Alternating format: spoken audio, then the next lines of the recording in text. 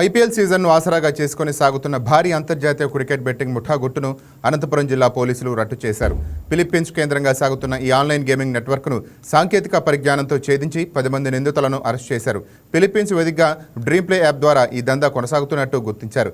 కళ్యాణదుర్గం ప్రాంతంలో ఆకస్మిక దాడులు నిర్వహించిన పోలీసులు 10 మంది నిందితులను రెడ్ హ్యాండెడ్గా పట్టుకున్నారు. ఈ ముఠాకు ప్రధాన సూత్రధారి శివ అనే వ్యక్తిని అరెస్ట్ చేశారు. అతడు ప్రస్తుతం ఫిలిప్పీన్స్ నుంచి ఈ కార్యకలాపాలను నిర్వహిస్తున్నాడు. ప్రస్తుతం అతడు పరారీలో ఉన్నాడు.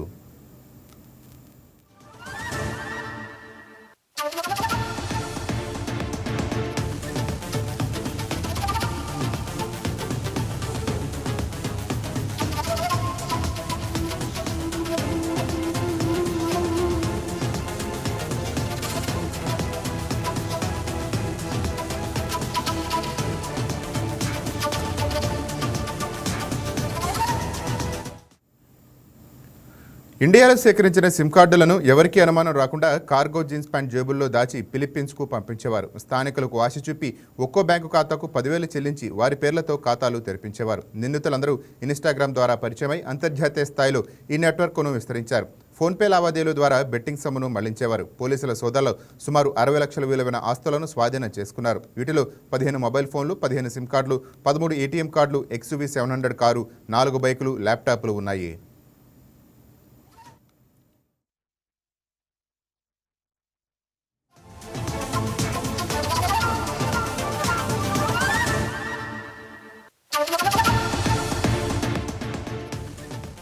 ఇక ఆన్లైన్లో బెట్టింగ్ ఆడితే తప్పించుకోలేరని జిల్లా ఎస్పీ జగదీష్ ప్రకటించారు. క్రికెట్ బెట్టింగ్ జోలికి వెళ్తే కఠిన చర్యలు తప్పవని వార్నింగ్ ఇచ్చారు. ఆన్లైన్ గేమింగ్ వల్ల కుటుంబాలు నాశనం అవుతున్నాయని తెలిపారు. బెట్టింగ్, గేమింగ్పై సాంకేతిక నిఘా కొనసాగుతోందని స్పష్టం చేశారు. ఈరోజు మనము ఒక inter state and international linkage ఉన్నటువంటి ఒక క్రికెట్ బెట్టింగ్ గ్యాంగ్ని మనము బస్ చేయడం జరిగింది. సో దీంట్లో డ్రీమ్ ప్లే 1 అనే ఒక యాప్ ద్వారా basically dream play 1 dream it achieve it అనేటట్టు ఒక యాప్ క్రియేట్ చేయడం జరిగింది. దీనికి సంబంధించిన లింక్స్ ఏమున్నాయి, అది ఒరిజినల్గా ఫిలిప్పైన్స్ కంట్రీ ఆరిజిన్గా ఈ మొత్తం రాకెట్ నడుస్తుంది. సో దీంట్లో మనము ఒక 19,70,000 ఆల్మోస్ట్ 20 lakh రూపీస్ మనము క్యాష్ చేయడం, ఒక కారు, ఒక 4 బైక్స్, ఒక 3 laptops, 15 SIM cards, 4 cheque books, మరి 13 ఏటీఎం కార్డులు, ఒక 15 మొబైల్ ఫోన్స్ సీజ్ చేస్తూ, ఇది మాత్రం కాకుండా ఒక 9 బ్యాంక్స్లో 49 మందికి సంబంధించినటువంటి 18,20,000 రూపీస్ అమౌంట్ కూడా మనము ఫ్రీజ్ చేయడం జరిగింది. So total value of 60 lakhs worth ఉన్నటువంటి మెటీరియల్స్ మనము క్యాష్ ఫ్రీజ్ ఉండొచ్చు, మిగతా మెటీరియల్స్ రూపంలో మనం సీజ్ చేయడం జరిగింది.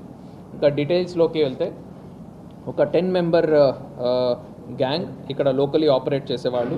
అది కాకుండా అతను శివ అనే అతను రాయలసీమ రీజన్ అతనే, బట్ ఫిలిప్పైన్స్లో ఉంటాడు. సో వీళ్ళు అందరూ కలిపి ఆపరేట్ చేస్తారు. సో ఇక్కడ లోకల్లో తలారి మధు అనే ఒక వ్యక్తి, కళ్యాణదుర్గం సంబంధించిన అతను, వాళ్ళు ఈ శివ అనే ఫిలిప్పైన్స్ అతనితో ఇనిషియల్గా ఫ్రెండ్షిప్ ఏర్పడుతుంది. సో దాంట్లో శివ అనే అతను మీరు బెట్టింగ్ నడిపిస్తే బెట్టింగ్ నడిచిన దాంట్లో వచ్చినటువంటి ప్రాఫిట్లో 60% మాకు, 40% మీకు ఇవ్వడం జరుగుతుంది అని వాళ్ళ మధ్యన ఒక కాన్వర్జేషన్ జరిపి దాని బేసిస్ మీద మధు అనే అతను ఇక్కడ లోకల్స్ దగ్గర SIM cards, passbooks, bank accounts create చేసి దానికి సంబంధించిన ఏటీఎం కార్డ్స్, పాస్బుక్స్ ఇవన్నీ కూడా ఈ కార్గో ప్యాంట్స్ వస్తాయి. ఆ కార్గో ప్యాంట్స్ ద్వారా ఇవి అన్నీ కూడా ఫిలిప్పైన్స్కి పంపించడం జరుగుతుంది. సో దాని భాగంగానే మనము ఒక 15 సిమ్ కార్డ్స్, కొన్ని cheque books and ATM cards కూడా మనం ఈరోజు సీజ్ చేసి ఉన్నాము. సో ఇవి వాడి ఇళ్ళు అన్ని సైబర్ నేరాలకు ఉండొచ్చు, బెట్టింగ్ ఉండొచ్చు, కెసినోకి ఉండొచ్చు, ఇట్లాంటి అన్నిటికీ కూడా ఈ పాస్బుక్స్, ఈ సిమ్ కార్డ్స్ని వాడి వాళ్ళు ఆపరేట్ చేయడం జరుగుతుంది.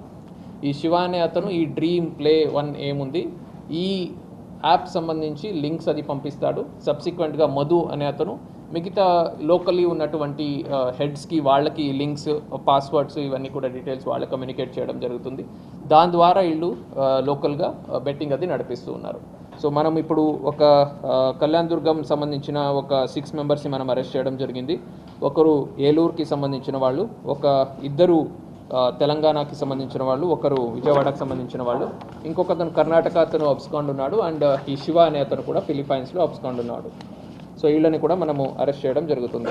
సో ఇది మనకు ఐపీఎల్ సంబంధించి నడుస్తున్నటువంటి ఈ బెట్టింగ్ మీద మనం వర్కౌట్ చేసినప్పుడు మనం ఈ ఆపరేషన్ క్యారీ అవుట్ చేయడం జరిగింది.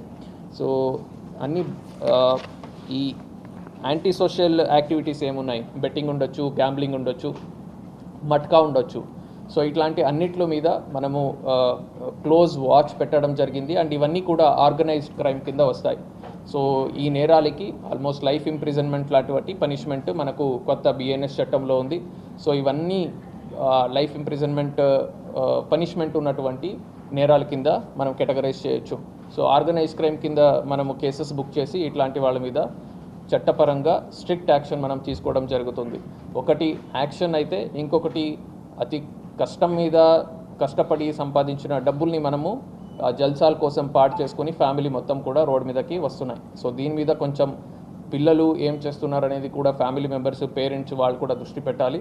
అండ్ మీరు మీ హార్డ్ అండ్ మనీని ఏదో అలాగ జల్సాల కోసమో లేదా ఫన్ కోసమనో ఒక్కసారి అడిక్ట్ అయిన తర్వాత చాలా ఫ్యామిలీస్ కూడా రోడ్డు మీదకి వస్తాయి. సో దీన్ని దృష్టిలో పెట్టుకొని పోలీస్ తరపు నుంచి, ఎన్ఫోర్స్మెంట్ ఏజెన్సీస్ తరపు నుంచి గట్టి యాక్షన్ ఉంటుంది దీని మీద. అలాగే మీడియా నుంచి కూడా I request all of you to create awareness on this.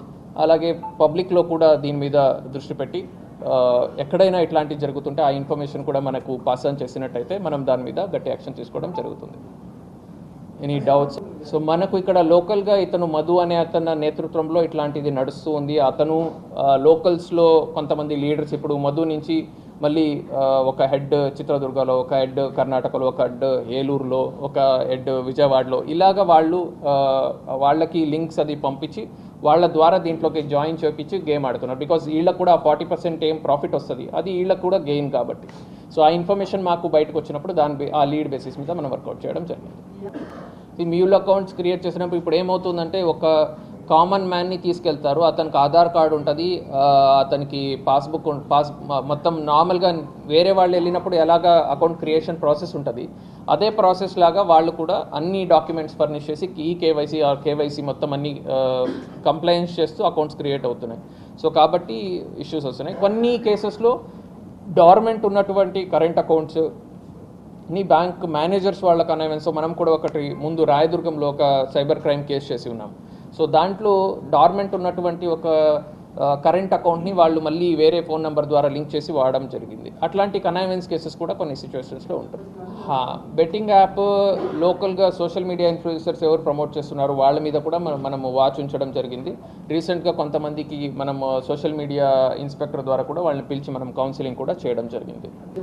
Start చేసినప్పటి నుంచి ఆల్మోస్ట్ ఒక 4 crores పైన జరిగినట్టుంది ట్రాన్సాక్షన్. అతను నేటివ్ అడ్రస్ రాయలసీమ, అంటే అతని లాంగ్వేజ్ అది బట్టి మనం రాయలసీమ లాగా అనుకుంటున్నాము. సో ఫర్దర్ డీటెయిల్స్ మనం వర్కౌట్ చేస్తున్నాం. ఆ డీటెయిల్స్ ఇంకా మాకు రావాల్సి ఉంది.